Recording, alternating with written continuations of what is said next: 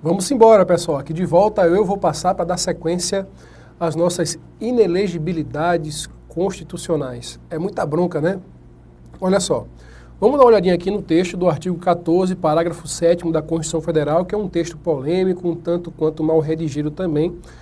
Algumas palavrinhas poderiam ter sido melhor ditas, e é um artigo que gera extrema disputa na justiça eleitoral, tá? E de vez em quando há umas alterações na jurisprudência, quando há mudança das cabeças ali dos magistrados, principalmente do Tribunal Superior Eleitoral. Então vamos embora aqui, ó. Olha só, dá uma olhadinha na lousa. São inelegíveis, tá? Inelegíveis no território de jurisdição do titular. Esse termo aqui, jurisdição, a gente sabe que jurisdição só existe uma, né? Que é, no caso, a jurisdição do Brasil é no território, em regra geral, no território brasileiro, né? Ele expressa a soberania de um Estado. Então não há mais de uma jurisdição. O termo jurisdição, inclusive, está relacionado ao poder judiciário, né? De resolver os conflitos e trazer a pacificação. Então o termo jurisdição foi mal colocado no texto aqui da Constituição. Na verdade, em vez de jurisdição, seria o correto... Vixe Maria, começou aqui o meu problema com a escrita, né? Ó, em vez de jurisdição, vamos ver se cabe aqui, porque a palavra é grande. Circunscrição. Pronto. O termo certo é circunscrição. Ou seja, qual é o território de circunscrição do titular? Se eu sou presidente da República, qual é a minha circunscrição? País. Se eu sou governador do Estado, qual é a minha circunscrição? O Estado. Se eu sou prefeito de um município, qual é a minha circunscrição? Município. Tá bom? Então, circunscrição nacional é o presidente, circunscrição estadual, governador, circunscrição municipal, prefeito. Perceba que aqui são inelegíveis no território de jurisdição do titular. Quando ele fala titular, é titular do executivo, tá bom? Então, são inelegíveis no território de circunscrição, o termo certo é esse. Professor, mas se cair na prova a jurisdição ou marca errado? Não. Por que você não vai marcar errado? Porque se eu estou transcrevendo o texto da Constituição, é claro que eu não posso dizer que está errado. Pelo menos para efeito de prova. Ah, professor, mas a CESP veio me perguntar o seguinte, colocou um dispositivo assim, o texto da Constituição fala que são inelegíveis no território de jurisdição, mas na verdade deveria ser circunscrição. Aí ela está analisando, a questão está analisando a terminologia técnica do dispositivo. Aí tudo bem. Mas se a questão estiver só transcrevendo o dispositivo, eu não vou dizer que está errado. Se está transcrevendo o que está dito na própria Constituição, como é que eu vou julgar aquele item como errado? Não, tá? Porque eu sei que tem aluno, e eu já fui um aluno como esse, que fica procurando pelo em ovo, né? Coloca lá, a questão da CESP transcreve o parágrafo 7 do artigo 14. Aí você fica, pô, o professor Rodrigo disse que o termo jurisdição é errado, é para ser circunscrição, ó. Então, se é circunscrição, em vez de jurisdição, tá errado. Vou marcar errado aqui porque a CESP é safada, não sei o quê. Não é assim, né, gente? Não é assim, por favor, tá? Se eu estou transcrevendo o dispositivo da Constituição na prova, ainda que seja a CESP, é claro que você vai considerar correto, tá bom? Agora, se houver uma questão analisando a terminologia e considerando incorreto o termo jurisdição, aí tudo bem. Você vai dizer que realmente o termo correto é circunscrição, tá bom? Então, muito cuidado com isso.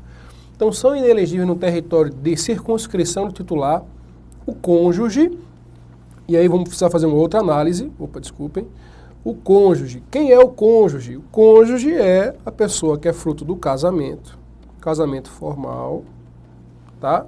Seja no civil, seja no religioso. A união estável é uma coisa redundante que eu vou falar agora, mas eu vou falar, certo? E a união homoafetiva. Lá vem eu errar aqui de novo. União homoafetiva. Às vezes eu acho que é porque eu escrevo rápido demais, não sei. Enfim, Ainda bem que eu estou ditando para você, né? Porque se fosse só um curso em que você fosse deficiente auditivo e tivesse só dependendo de ler o que eu estou escrevendo, estaria difícil. Olha só, cônjuge para a interpretação da Justiça Eleitoral sempre foi, tá?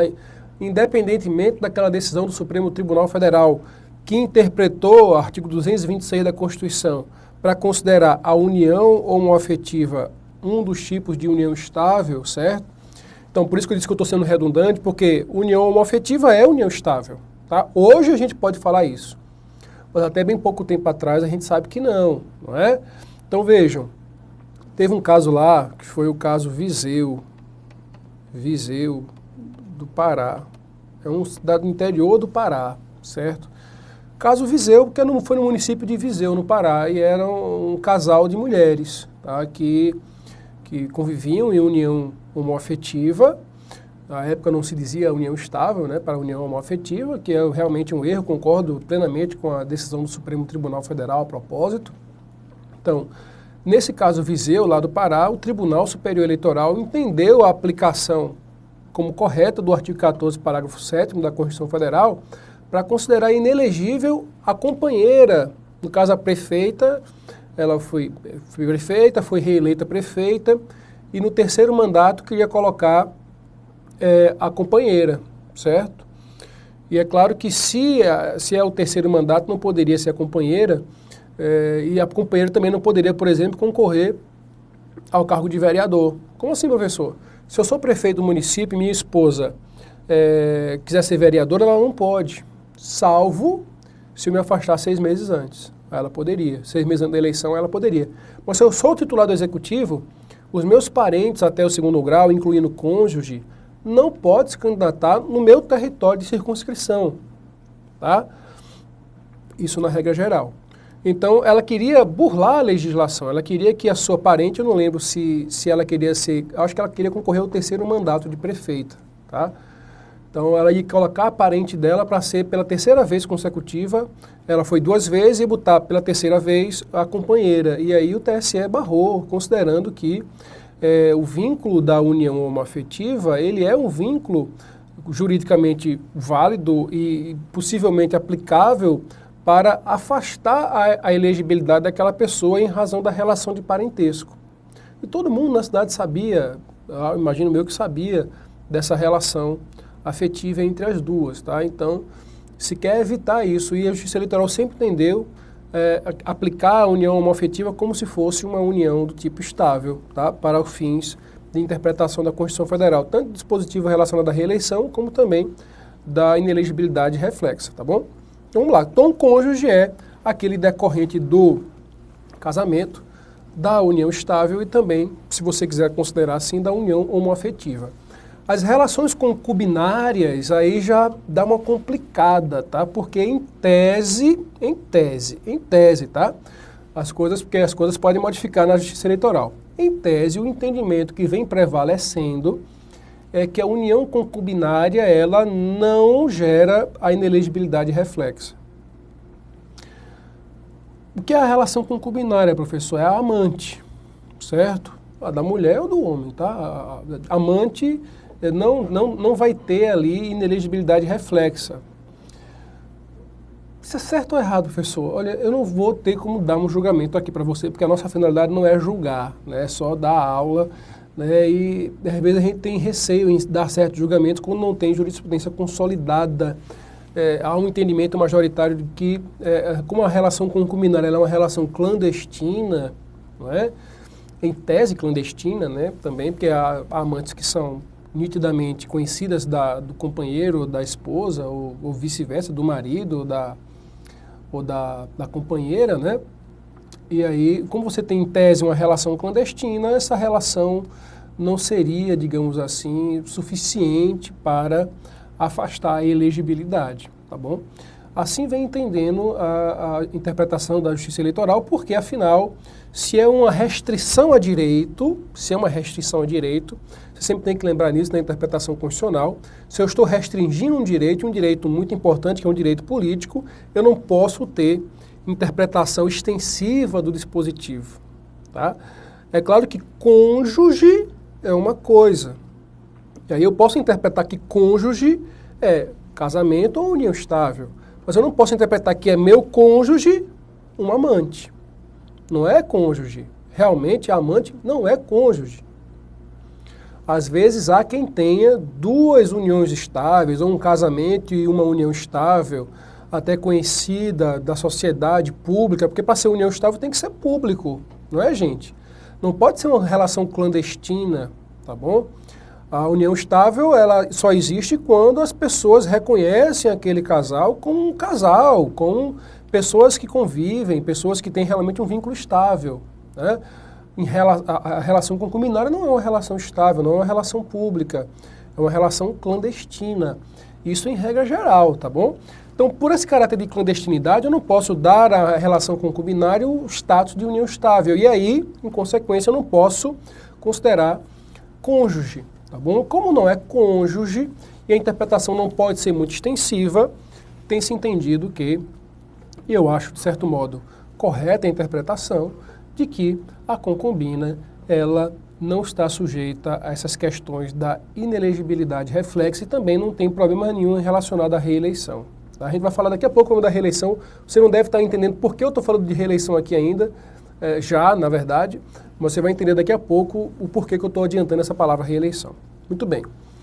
Só essa palavrinha aqui já dá um monte de coisa, né? Um monte de pano para manga para a gente interpretar, né? Então vamos para frente. Então são inelegíveis no território de circuncisão titular o cônjuge e os parentes consanguíneos, parentes de sua relação de sangue, tá bom?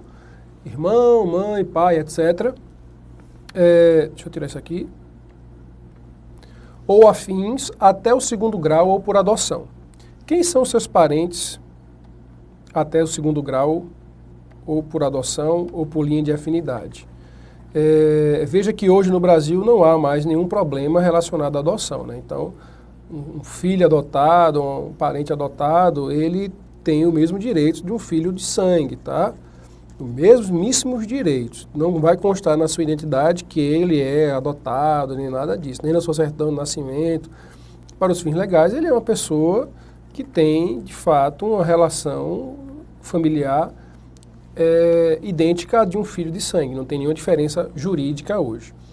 Agora, quem são eles? Eu acho que eu não coloquei aqui uma paginazinha em branco, mas não vai precisar não. Deixa eu ver se eu coloquei uma paginazinha em branco aqui. Eu vou usar aqui, viu, gente? Não se faz de conta que você não está lendo aqui desincompatibilização. Mas como é que eu vou considerar aqui, como é que eu vou saber quem são esses parentes até o segundo grau? Para quem não sabe fazer, é muito simples, tá? Olha só. Era bom que eu pudesse apagar isso aqui, né? Mas não dá não. Olha só. Eu vou colocar aqui... Eu, aqui, pronto. Tá? Esse sou eu. Como é que eu faço para contar os graus? Como é que eu faço para contar os graus? Vou colocar o eu um pouco mais afastado aqui, porque eu vou precisar usar também da relação de parentesco de afinidade. A afinidade, os parentes por afinidade, são os parentes do seu cônjuge, tá bom? Então, por exemplo, seu cunhado é seu parente por afinidade em segundo grau. A sua sogra, o seu sogro é parente por afinidade em primeiro grau, né? Primeiro grau, viu? Parente por afinidade, a sogra. E sempre será, viu? Porque esse parentesco por afinidade na linha reta, ele não se extingue com o término do casamento. É engraçado, né? Você deixa de ter a esposa, né? Mas a sogra, ela continua sendo sua sogra. Mas enfim, isso aí são questões do direito civil. Como é que eu faço? Vou ver se dá para fazer aqui. Acho que dá. Olha só. Eu sempre subo para um tronco em linha reta mais superior para descer e verificar os graus. Sempre que eu subo, eu conto um grau. Sempre que eu desço, eu conto outro grau. Tá bom? Então, como é isso, professor? Aplique aí. Muito simples. Vai ficar apertadinho aqui, mas vamos lá. Ó. Se eu subo aqui, ó, meus ascendentes, eu tenho meus pais, parentes. Subi um, parentes em primeiro grau. Avós, parentes em segundo grau. Muito bem. Meu irmão, professor, aí na linha colateral sempre tem que subir um grau ao tronco comum. O tronco comum que nos liga como colaterais. Essa aqui é a linha chamada linha reta.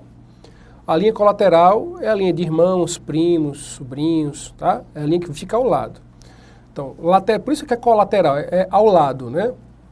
Olha só, então eu subi um grau para pais. É o tronco comum com o meu irmão, não é? Então, eu vou descer aqui, ó, irmãos, tá? Ó, primeiro, subi um primeiro, desci para irmãos, segundo grau. Quem é meu sobrinho? Sobrinho é o filho do meu irmão, né? Ó. Então aqui, ó, eu simplesmente vou descer um grau, tá bom? O filho dele, sobrinho, né? Sobrinho vai ser terceiro grau. Sobrinho não é o filho do meu irmão? Tudo bem. Meu tio, quem é meu tio? Meu tio é irmão do meu pai, não é? Como é que eu faço aqui, ó? Eu tenho que procurar o tronco comum entre meu pai e meu tio. Qual é o tronco comum? Avós. Então veja, subo para os pais. Não dá para descer daqui dos pais, porque se eu desço dos pais, vai ser irmão, né? Então eu subo para os avós, tem que estar do lado, né? Lateral, linha colateral. Subo para os avós, que é o tronco comum, e aí eu vou descer, ó. Aqui, ó. Tios. Subi um para pais, subi dois para avós, desci um para tio.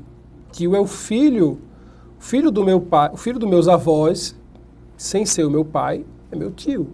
O filho do meu avô, que não seja o meu pai, é meu tio, não é? Então, ó, o meu tio é filho do meu avô, né? Que é irmão do meu pai. Então, ó, subi um para o pai, primeiro grau, subi para os avós, segundo grau, desci para o tio, aqui, ó, é terceiro grau. O que é que nos interessa? São os parentes de segundo grau, porque sempre cai sobrinho, tio, para confundir, tá? A gente acha, rapaz, tio é tão próximo, né? Tio é tão próximo, mas é terceiro grau. Primo, quem é o primo? Primo é o filho do meu tio, né? Vou ficar apertadinho aqui, mas ó, primo. O primo, se é filho do meu tio, é quarto grau. E a relação de parentesco termina no quarto grau, tá, gente? Filho do meu primo não é seu parente. O filho do seu primo não é seu parente. A relação de parentesco encerra no quarto grau. A gente chama de primo por consideração. O primo segundo, primo terceiro, primo quarto. Isso não existe, só na cabeça das pessoas, tá? Para a legislação civil, o parentesco se encerra no quarto grau. Então, são parentes, nossos parentes vai até o primo. O primo é o nosso parente em quarto grau, tá? O nosso parente mais distante é o primo, chamado, é engraçado, é primo legítimo, né? Ah, aquele ali é o primo legítimo, o outro é primo, tem um primo legítimo e os que não são primo legítimo, né? O primo legítimo é aquele que é filho do seu tio, tá bom? Parente em quarto grau, não interessa. O que nos interessa são os parentes até o segundo grau. Então, irmão, pai, avô é parente em segundo grau. É claro que aqui desce um, né? Ó, descer um, filho, parente em primeiro grau. Neto, parente em segundo grau. Em tese, não faz muito sentido fazer essa contagem de graus aqui na linha reta, tá? O certo deveria ser contar só na linha colateral. Eu acho que todos os parentes na linha reta deveriam ter aí a inelegibilidade, tá bom? Para mim, sim, porque bisavô também, se você considerar essa contagem de graus, tá? Bisavô, terceiro grau, mas o bisavô deve ter uma relação enorme de afinidade com a pessoa, né? Assim como o bisneto, tá bom? Então, na minha opinião, na linha reta, certo? Não há que se falar em contagem de graus, tá? Então, é claro que seu tataravô, ele é seu parente, sim, né? Fala de quarto, mas é parente em quinto grau, não sei nem se é tataravô, sei lá, enfim, quinto, 6 graus. Não tem que se falar de grau quando a linha é reta, na minha opinião, certo? Porque o vínculo de afetividade é muito forte, o vínculo da consanguinidade é muito forte. Na linha colateral, não, eu considero contagem de graus, tá? É claro que, veja que o artigo, ele fala parentes ou consanguíneos ou afins até o segundo grau ou por adoção, certo? E aí vai caber à legislação civil definir essa contagem dos graus. Os parentes por afinidade são os parentes da sua esposa, certo? Engraçado, a sua esposa é esposa. Esposa é conta cônjuge, né, gente? Porque pode ser marido ou mulher, né, enfim. Então, cônjuge. O seu cônjuge o seu cônjuge não é seu parente, é seu cônjuge. Engraçado isso, né? Os parentes de sua esposa, de seu marido, são seus parentes, mas ela não é seu parente. Cônjuge não é parente. Engraçado isso, né? Cônjuge é cônjuge. Os parentes do cônjuge são seus parentes por afinidade. Aí você faz essa mesma linha para verificar. Um carinha que é muito cobrado em prova é o tal do cunhado, certo? Porque veja, você tem aqui, ó, a sogra, né? Não tem sogra para brincar, né? Mas sogra e sogro, né? Você tem a super sogra, né? A sogra-avó, por exemplo, né? Sogra-avó, enfim. E você tem o irmão do seu cônjuge, é quem? É seu cunhado. Você tem, por exemplo, pode ter o enteado. Quem é o enteado?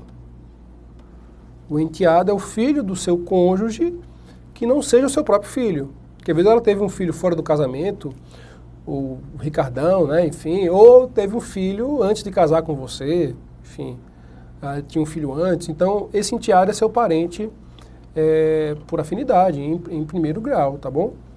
E aí tem o enteado neto e por aí vai. Você faz essa mesma verificação aqui dos graus para o cônjuge. E aí são seus parentes por afinidade. Vamos dar sequência aqui. Então, são inelegíveis no território de circunscrição do titular, o cônjuge e os parentes consanguíneos ou afins, até o segundo grau, seja esse parentesco por consanguinidade e afinidade ou por adoção, tá bom? De quem? Do presidente da República, do titular do Executivo. Do presidente da República, de governador de estado ou território, do Distrito Federal, de prefeito ou de quem os haja substituído nos 6 meses anteriores ao pleito. Então, se eu sou vice-prefeito, vice-governador, vice-presidente e substituir o prefeito nos 6 meses que antecederem o pleito, eu acabei por tornar meus parentes até o segundo grau inelegíveis no território de circunscrição do titular. É por isso que você vê muitas vezes, pode tentar buscar aí na sua memória notícias como essa, que o prefeito viajou nos 6 meses antes para fazer alguma coisa, o vice se mandou também. O presidente da Câmara, que também pode substituir, se mandou também.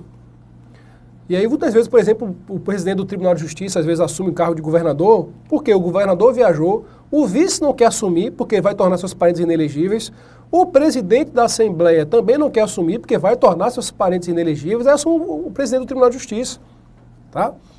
Então, é muito comum isso nos 6 meses antes da eleição. Normalmente, o presidente do Supremo assume o cargo de presidente da República, o presidente do Tribunal de Justiça assume o cargo de governador.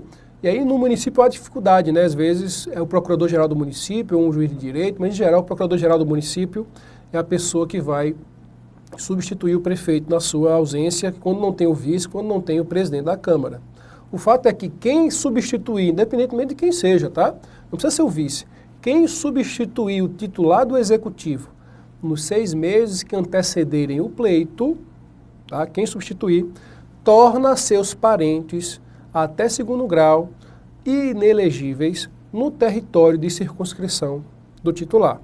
Salvo, e aí vem a ressalva, salvo se eles já forem titular de mandato eletivo. Para explicar isso aqui, eu vou colocar um exemplo aqui do Ceará, certo? Que você deve conhecer essas figuras. Nós tivemos aqui um governador chamado Cid Gomes, que é irmão de uma figura muito conhecida no Brasil chamada Ciro Gomes, tá bom? Quando o Cid Gomes foi candidato a governador, isso em 2006, foi a primeira vez que foi candidato a governador, ele assumiu em 2006, na verdade, a candidatura dele. A eleição, é claro, foi em 2006, né? 2006, exatamente. 2006, 2 mandatos e terminou o mandato dele em 2014. Então, muito bem. A candidatura dele em 2006, tá? Se deu ao mesmo tempo da candidatura do seu irmão ao cargo de deputado federal. Então, o Cid Gomes foi candidato ao governo do estado do Ceará e o Ciro Gomes foi candidato ao cargo de deputado federal. E o outro irmão, que vocês conhecem menos, né, para não sei quem é do Ceará, chamado Ivo Gomes, foi candidato ao cargo de deputado estadual. Então, nós tivemos o Cid Gomes, candidato ao governo, Ciro Gomes, candidato a deputado federal, e Ivo Gomes, candidato a deputado estadual. São 3 irmãos.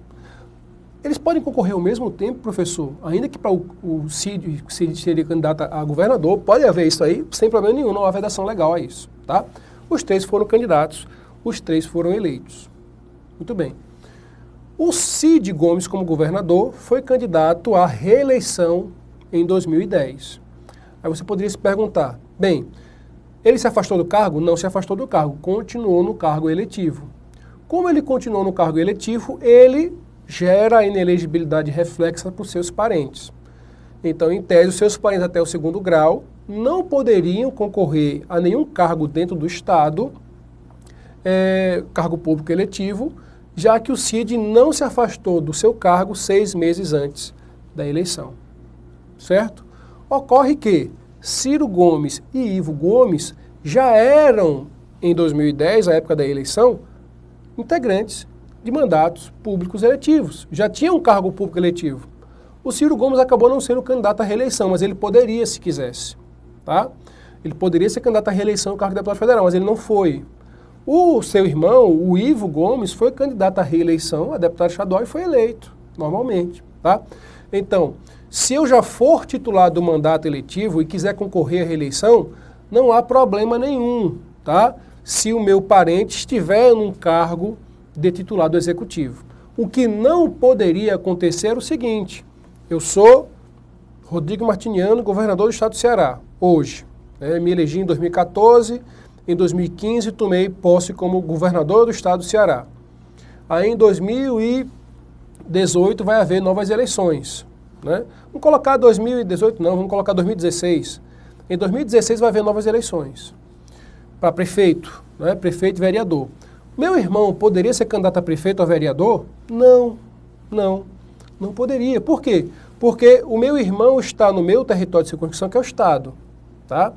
Ora, dentro do estado tem os municípios.